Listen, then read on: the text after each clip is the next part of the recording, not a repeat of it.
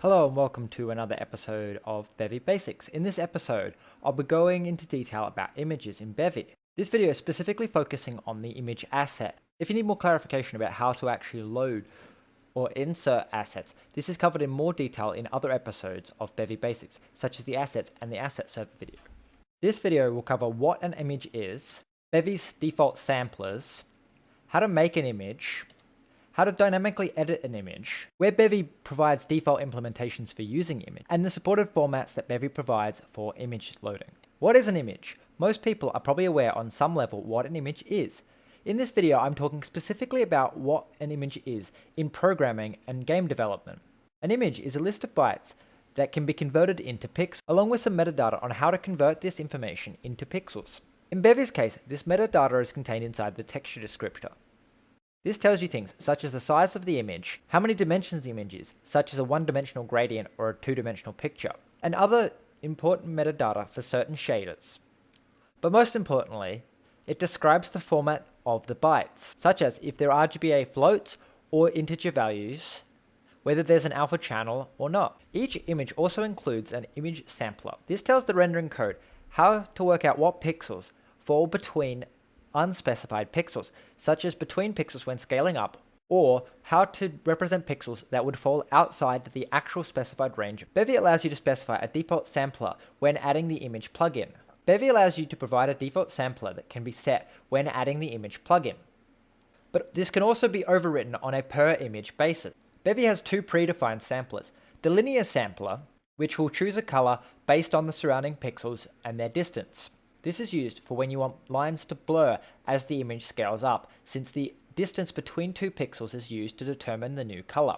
There's also the nearest sampler. This is used for when you have pixel art and need sharp lines defining where one pixel starts and another pixel ends. It is also entirely possible to specify your own sampler beyond, but not all the settings will have an effect unless you go in and also change some of the rendering pipeline settings, such as when a sampler requests a value outside of an image. As far as I'm aware, Bevy doesn't currently have any way to specify an image to tile when scaled, instead only stretching images to fit. How to create an image. When you want to create an image to use in your game, the easiest way of doing this is to create it with an external application, save the image in one of the formats that Bevy can read, and then use the asset server to load that image. I would still even recommend this if you intend to dynamically create the image at runtime, and simply create a blank image with the correct dimensions. This is mostly because Bevy's image descriptors are not very user-friendly, and you need to know exactly what values to set, or your image will not work.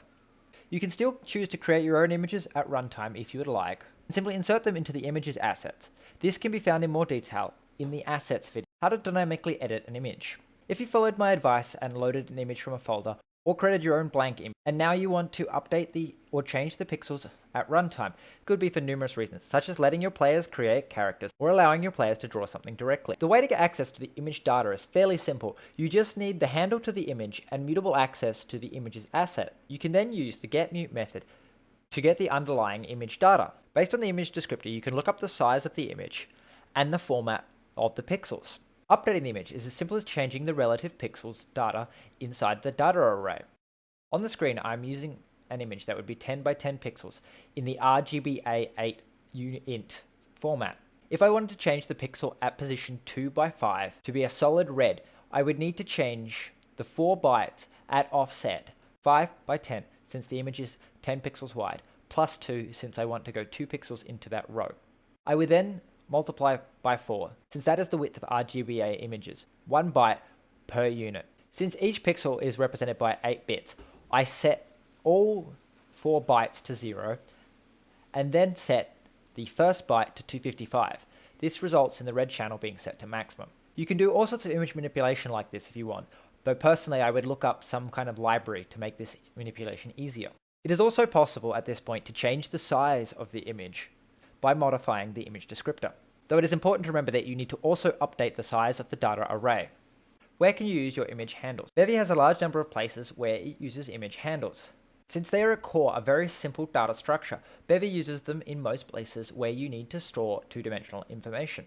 You can use them in 2D games to render sprites. This is done directly through the image handle, simply attaching it as a component to an entity with the corresponding other components required to render a 2D image will result in the image rendering. to 2D cameras. You can use the sprite bundle to make sure that you add all the other appropriate components in order to render 2D. You could also use the image in a sprite sheet. This is done indirectly by storing the handle to the image inside the texture atlas. You then use a sprite sheet bundle similar to how you would use a sprite bundle, but instead providing the handle to the texture atlas. This includes an additional index into the atlas, which will then be used by the texture atlas to work out which region of the image to render.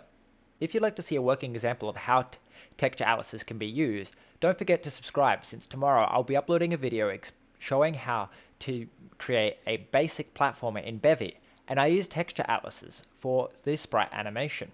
You can also use an image as a texture for a 3D model or mesh.